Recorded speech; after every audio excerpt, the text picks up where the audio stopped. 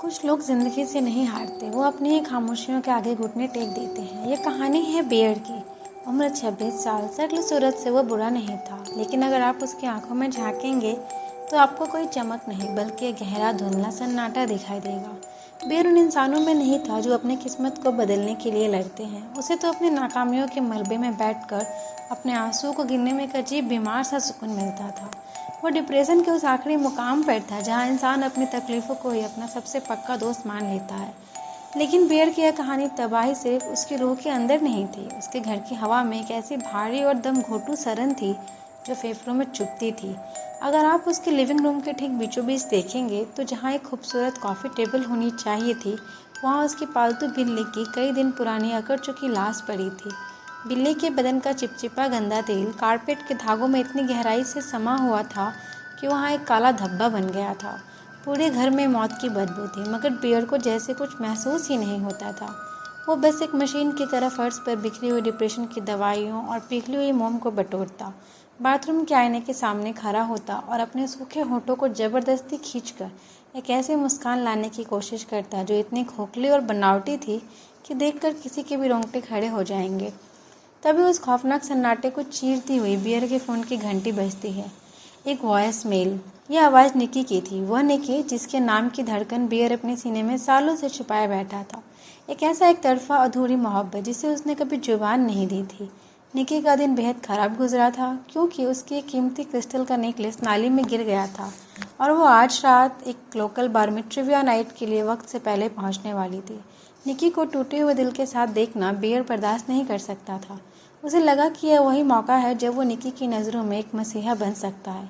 वो तुरंत उसके लिए एक नया क्रिस्टल खरीदने के लिए शहर के एक ऐसे अनजान सकड़े कोने में बनी दुकान पर पहुंच जाता है जहां हवा में लोबान और काले लेबनान का गाढ़ा दमघोंटू धुआं तैर रहा था। चारों तरफ कांच के अजीबोगरीब जार, काली मोमबत्तियां और पुरानी सड़ी हुई किताबें रखी थी। वहाँ धूल से अटी पड़ी एक पुराने सेल्फ पर बियर की नज़र एक फीके पड़ चुके खिलौने जैसे पैकेट पर पड़ती है। वो शायद 1950 के दशक का था। उस पर छपा था द वन विश विलो। उसके पीछे लिखे निर्देश बहुत अजीब थे। इसे ठीक बीच से जलाए और 2 टुकड़ों में तोड़ दे, आपको सिर्फ एक इच्छा मांगने का हक मिलेगा। इसलिए अपनी ज़िंदगी का सबसे बड़ा फैसला सोच समझ कर करे। दुकान की अजीब सी बेजान आंखों वाली सेल्स गर्ल बियर को वो पैकेट थमाते हुए बिल्कुल ठंडे बिना किसी भावना से कहती है, जो भी इसे ले जाते हैं वो बाद में रोते हैं। या तो वो तड़प तड़प कर मर जाते हैं या फिर ज़िंदगी से इस कदर तंग आ जाते हैं कि दुआ करते हैं कि काश वो कभी पैदा ही न हुए होते। बियर उसकी बात सुनकर धीरे से हंस देता है। उसे लगता है कि यह हॉरर दुकानों की कोई पुरानी मार्केटिंग ट्रिक है। वो इन अंधविश्वासों पर यकीन नहीं करता था। वो पैसे देता है और पैकेट को अपने जैकेट के जेब में डालता है और वहाँ से बाहर चला जाता है। रात ढलती है और बाहर की रंग बिरंगी चमकीली नियॉन लाइट्स के बीच शराब का दौर शुरू होता है। बियर, निकी, उनकी दोस्त सारा और उनका एक और कलीग इयान एक ही टेबल पर बैठे हैं। इयान जो बियर से ज़्यादा कामयाब है, ज़्यादा बहातूनी और जिसके चेहरे पर एक घमंडी आत्मविश्वास है। बियर की नज़र इयान पर टिक जाती है। वो देखता है कि इयान बड़े हक से हंसते हुए निकी के कंधों पर अपना हाथ रखता है। उसकी उंगलियां निकी के बालों को छू रही है। ये देखकर बियर के सीने में जलन, नफरत और गुस्से का एक ऐसा सैलाब उमड़ता है कि उसका दम घुटने लगता है। अपनी इस तरफ और हीन भावना को छुपाने के लिए, सबका ध्यान अपनी तरफ खींचने के लिए वो अचानक पूरे बार के सामने पागलों की तरह चीख पड़ता है, मेरी बिल्ली मर गई, उसने मेरी नींद की गोलियां खा ली थी। पूरी टेबल सन्न रह जाती है। निकी बियर को इस कदर बिखरा हुआ देखकर भावुक हो जाती है। वो अपनी सीट से उठती है, बियर के पास आती है, उसे अपनी बाहों में कसकर खींच लेती है और उसके गाल पर एक ऐसा लंबा गहरा चुम्बन देती है जो दोस्ती और आशिकी के बीच की हर लकीर को मिटा देता है। बियर के दिमाग में जैसा कोई नशा सा छा जाता है। रात को जब वो निकी को अपनी पुरानी कार से उसके घर छोड़ने जाता है तो कार के अंदर एक भारी दमघोंटू खामोशी पसर जाती है। निकी की आंखों में आंसू है। वो कहती है कि वो इस बनावटी दुनिया से, अपनी नौकरी से तंग आ चुकी। कहती है कि वो किसी किताबी या सीधे साधे रोमांस में नहीं, बल्कि एक ऐसे प्यार पर यकीन करती है जो पागलपन की हद तक सच्चा हो, चाहे वो कितना भी बिखरा हुआ क्यों ना हो। बियर को लगता है कि यह वही मुकद्दर का लम्हा है। वो निकी के भींगे ओठों को देखता है, उसकी सांसें तेज होने लगती है, लेकिन अपनी घबराहट और यान की दी हुई एक बकवास सलाह के चक्कर में वो माहौल को हल्का करने के लिए एक बेहद घटिया मजाक कर बैठता है। वो कहता है, अच्छा, गुड नाइट फ्रिकी निकी। बस उसी एक पल में निकी का पूरा चेहरा नफरत, घिन और गुस्से से सिकुड़ जाता है। उसकी आंखें का सारा दर्द गायब हो जाता है। वो बेहद ठंडी और तीखी आवाज़ में कहती है, छी, मुझे दोबारा कभी ज़िंदगी में इस नाम से मत पुकारना, मजाक में भी नहीं, कभी नहीं, गुड नाइट। और वो कार का दरवाजा इतनी जोर से बंद करती है कि पूरी गाड़ी हिल जाती है। कार के स्टीयरिंग व्हील पर सिर रखे बियर अपमान और हताश से काँप रहा था। उसे लग रहा था कि उसने अपनी ज़िंदगी की इकलौती उम्मीद को हमेशा के लिए खो दिया। तभी उसे अपनी कांपती उंगलियां जेब में रखी उस जादुई लकड़ी को छूती है। वो उसे बाहर निकालता है, एक माचिस की तीली की तरह उस लकड़ी के सिरे को रगड़ता है। एक नीली डरावनी चिंगारी निकलती है, कमरा एक अजीब से धुएं से भर जाता है और बियर अपनी बंद आंखों के साथ पागलों की तरफ बड़बड़ाने लगता है। मैं दुआ करता हूँ, मैं चाहता हूँ कि निकी फ्रीमैन मुझसे इस पूरी दुनिया में सबसे ज़्यादा प्यार करे, किसी भी चीज़ से ज़्यादा, पागलों की तरह। कड़का लकड़ी के ठीक बीचों बीच से 2 टुकड़ों में टूट जाती है। बियर एक ठंडी सांस लेता है। उसे अपनी इस बचकानी हरकत पर खुद ही शर्म आ रही होती है, लेकिन जैसे ही वो गाड़ी स्टार्ट करने के लिए अपना सिर उठाता है, उसकी रीढ़ की हड्डी में बर्फ जैसी ठंडी सिहरन दौड़ जाती है। निकी अपने घर के पोर्च पर खड़ी है। वो अपने ही घर के दरवाजे को ऐसे देख रही थी जैसे उसने अपनी ज़िंदगी में पहले कभी नहीं देखा हो। और फिर वो बहुत धीरे से मुड़ती है और सीधे बियर की कार के शीशे की तरफ देखती है। उसके चेहरे पर एक बहुत अजीब, अस्वाभाविक और इतनी बड़ी कान से कान तक खींची हुई मुस्कान थी जो किसी भी जिंदा इंसान के चेहरे पर नहीं हो सकती। इसके बाद जो कुछ भी हुआ वो इश्क नहीं था, वो एक रूह को कपा देने वाला दुष्स्वप्न था। वो जादुई विष निकी के दिमाग को अपने चंगुल में इस कदर जकड़ लेती है कि उसकी अपनी सोच, अपनी याद, अपनी फ्री विल यानी आज़ाद मर्जी हमेशा के लिए भस्म हो जाती है। वो एक ऐसी जिंदा लाश बन जाती है जिसे सिर्फ और सिर्फ बियर को मोहब्बत करने के लिए रिप्रोग्राम किया गया हो। वो पागलों की तरह दौड़कर वापस बियर की कार में बैठती है और फूट फूट कर रोते हुए एक भयानक झूठ बोलती है कि उसके पिता को आखिरी स्टेज का ब्लड कैंसर है और वो कुछ ही दिनों में मेहमान है। वो बियर के घर आती है, एक खोई हुई बेजान मुस्कान के साथ उसके जिस्म के करीब आती है, लेकिन जैसे ही वो बियर को चूमना शुरू करती है, अचानक उसकी आंखों में बेपनाह खौफ एक सैलाब उमड़ता है। वो बियर को पूरी ताकत से पीछे धकेलती है, खिड़की की तरफ देखकर चीखती है और अगले ही पल उसका चेहरा फिर से किसी रोबोट की तरह नॉर्मल हो जाता है। वो मुस्कुराती है और कहती है, सॉरी बाबा, मुझे एक बस छोटा सा पैनिक अटैक आया था। खौफ का सिलसिला यही नहीं थमता। रात के ठीक 3:30 बजे जब बियर की आंखें खुलती है तो कमरे का तापमान बर्फ जैसा ठंडा था। वो देखता है कि कमरे के एक घने से अंधेरे कोने में निकी बिल्कुल नग्न खड़ी है। उसने सिर्फ बियर का एक पुराना लंबा ओवरकोट पहन रखा है। वो बिना अपनी पलकें झपकाए अपनी पथराई हुई आंखों से बियर को लगातार घूर रही है और हवा में एक सूखी फुसफुसी तैर रही है।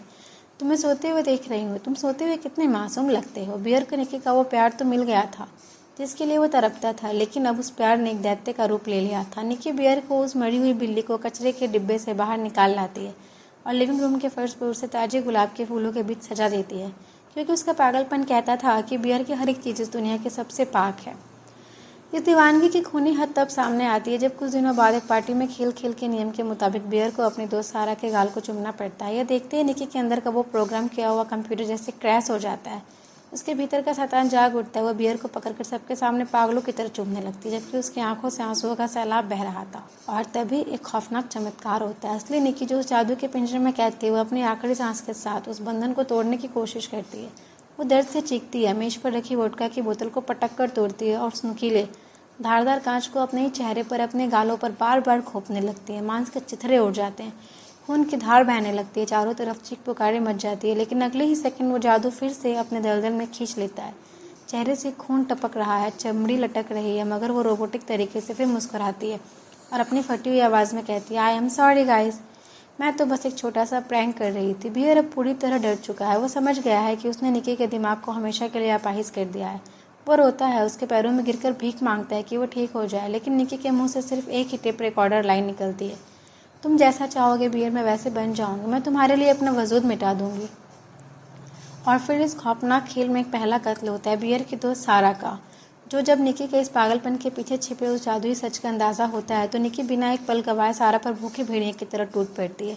वो सारा के बाल पकड़ती है और उसका सिर कार के डैशबोर्ड और स्टीयरिंग व्हील पर तब तक पूरी ताकत से पटकती है जब तक कि सारा की खोपड़ी के टुकड़े टुकड़े नहीं हो जाते और उसकी सांसें हमेशा के लिए थम नहीं जाती। कार का हॉर्न लगातार बज रहा था और बियर अपनी आंखों के सामने उस लड़की को ऐसे बेरहम पिशाच जैसे कातिल बनते देख रहा था जिससे उसने कभी मोहब्बत की थी। निकी अपनी दोस्तों के हाथों में सारा का खून लिए बियर की तरफ देखती है, मुस्कुराती है और कहती है, लो बियर, मैंने हमारे बीच की आखिरी दीवार भी गिरा दी। वो बियर को डराकर मजबूर करती है कि वो उसके लाश को एक भारी भरकम बाजे बक्से में छुपाने में उसकी मदद करे। बियर का मानसिक संतुलन अब जवाब दे जाता है। वो भागकर यान के घर पहुंचता है। उसने पास के दुकान में चुराई हुई आखिरी 2-3 लकड़ियां बची थी। वो यान के कदमों में गिरकर हिस्टीरिया के मरीजों की तरह हंसने और रोने लगता है। वो चीखती है, यान, खुदा के लिए इस पैकेट को खोलो, इसे जलाओ और विश मांगो कि मैंने जो पहले विश मांगी थी वो इस दुनिया से मिट जाए। प्लीज़ मेरी निकी को बचा लो। लेकिन यान को लगता है कि बियर ड्रग्स के नशे में पागल हो चुका है। वह हंसते हुए उस लकड़ी को जलाता है और मजाक में कहता है, ठीक है भाई, मैं विश मांगता हूँ कि मुझे इसी वक्त $1 बिलियन मिल जाए। और उसी पल कमरे की छत कड़कड़ा कर टूटती है और $100 के नोटों की एक भारी भरकम बारिश होने लगती है। पूरा कमरा नोटों के ढेर से भर जाता है। बियर के घुटने जवाब दे जाते हैं और वो समझ जाता है कि आखिरी उम्मीद का सूरज भी हमेशा के लिए डूब चुका है। अब उसे कोई नहीं बचा सकता। जब बियर वापस अपने घर के दरवाजे को खोलता है तो अंदर का मंजर देखकर उसके मुंह से चीख भी नहीं निकल पाती। निकी ने पूरे घर की दीवारों पर बियर की बचपन की तस्वीरें, उसके फटे हुए कपड़े और लाल गुलाब के फूल टांग कर उसे किसी डरावने मंदिर की तरह सजा दिया था। और लिविंग रूम के ठीक बीचों बीच सारा की उस अकड़ी हुई नग्न लाश को एक स्टूल पर दुल्हन की तरह सजाकर बिठाया गया था। निकी अंधेरे कोने में रेंगती हुई बाहर आती है। उसने सारा के ही कपड़े पहने हुए थे और अपने जिस्म के खाल पर पेन से खुरच खुरच कर वैसे ही टैटू बनाए थे जैसा सारा के शरीर पर थे। तभी यान पैसों की खुशी में झूमता हुआ शराब की बोतल हाथ में लिए बियर के घर का दरवाज़ा खोलता है। वो अंदर का नज़ारा देख भी नहीं पाता कि निकी बिना एक सेकंड गवाए अपनी रिवॉल्वर निकालती है और धाएं एक जोरदार धमाका होता है और गोली यान के सीने के पार हो जाती है। यान वहीं ढेर हो जाता है। इसके बाद वो खून से सनी बंदूक सीधे बियर के माथे पर चिपका देती है। उसका चेहरा डर और पागलपन से विकृत हो चुका था। वह बियर के सीने पर खूनी उल्टियाँ करती है और हिंसक आवाज़ में चीखती है, कहो कहो कि तुम मुझसे प्यार करते हो, कहो। बियर पूरी तरह हार मान लेता है। वो रोते हुए कांपती आवाज़ में कहता है, हाँ निकी, हाँ मैं तुमसे प्यार करता हूँ। वो किसी तरह उसे शांत करता है और बाथरूम जाकर थोड़ा साफ होने का बहाना बनाता है। वो बाथरूम के अंदर जाता है और दरवाज़ा जोर से लॉक कर लेता है। वायरमेंटल सराउंडिंग जैसे थम सी गई हो। बाथरूम के गंदे आईने में बियर अपने चेहरे को देखता है। उस आईने में खुद की शक्ल नहीं बल्कि एक शैतान दिखाई देता है। उसकी जेब में वो रिवॉल्वर थी जो उसने निकी के हाथ से झपट ली थी। वो बंदूक की ठंडी नली को अपने मुंह के अंदर डालता है। उसका अनूठा ट्रिगर पर था, लेकिन फिर वो रुक जाता है। वो बंदूक को नीचे रखता है और अपनी जेब से नींद की जहर की गोलियां का पूरा पत्ता निकाल कर बिना पानी के एक साथ सारी गोलियां निकल जाता है। वो इस नरक से, इस जादुई अभिशाप से हमेशा के लिए आज़ाद होना चाहता था। लेकिन जैसे ही वो जहरीली गोलियों को बियर के खून के कतरों में घुलना शुरू करती है, उसके दिमाग के न्यूरॉन्स में अचानक एक भयानक जादुई तब्दीली आती है। उसके दिल के अंदर से निकी के लिए एक बेपनाह, मुकम्मल और अंधा प्यार उमड़ पड़ता है जिसकी उसने कभी कल्पना भी नहीं की थी। उसके चेहरे का डर गायब हो जाता है। वो पागलों की तरह मुस्कुराने लगता है। वो बाथरूम का दरवाज़ा खोलकर बाहर आता है। अब उसकी आंखों में निकी के लिए कोई खौफ नहीं था, बल्कि वह खूनी अंधा प्यार था। वो निकी को देखता है, निकी उसे देखती है। दोनों छोटे बच्चे की तरह खिलखिलाकर हंसने लगते हैं। यह नज़ारा किसी बेहद खूबसूरत रूहानी रोमांटिक फिल्म के आखिरी सीन जैसा लगता है। अगर उस फर्श पर दो लाशें न तड़प रही होती और अगर निकी का चेहरा खून और मांस के लोथड़ों से सना ना होता। बियर आगे बढ़ता है और निकी के कटे हुए होठों पर अपने होठ रख देता है। उसका अपना पूरा चेहरा निकी के ठंडे खून से सन जाता है। वो दोनों एक दूसरे की बाहों में सोफे पर गिर जाते हैं। गोलियों का जहर बियर के दिल की धड़कन को हमेशा के लिए रोक देता है। उसकी आंखें पथरा जाती है। वो मरते मरते आखिरी सांस के साथ फुसफुसाता है, इस जन्म में भी और अगले जन्म में भी। मगर इस खौफनाक कहानी का सबसे बड़ा ट्विस्ट अभी बाकी था। बियर जब बाथरूम के अंदर अपनी जान ले रहा था, तब निकी ने बाहर मेज पर रखी उस आखिरी बची हुई जादुई लकड़ी को जलाया और उसने रोते हुए सिर्फ एक ही विश मांगी थी कि बियर भी उसे इस दुनिया में सबसे ज़्यादा और उतना ही सच्चा प्यार करने लगे। बियर की मौत के साथ ही निकी की दुनिया का वो जादुई लूप टूट जाता, क्योंकि उसकी अपनी कोई मर्जी बची नहीं होती।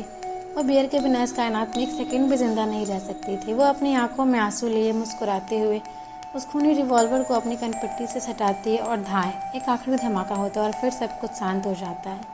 सन्नाटे से भरे उस कमरे में सिर्फ मौत की एक डरावनी खामोशी पसरी है। कारपेट पर निकी का गर्म खून धीरे धीरे बहकर बियर के ठंडे खून से मिल जाता है। बियर को उसकी मोहब्बत मिल गई थी, हमेशा हमेशा के लिए मौत के इस पार भी। तो ये ऑब्सेशन कहानी का अंत। मिलते हैं किसी और कहानी में। Thank you for watching.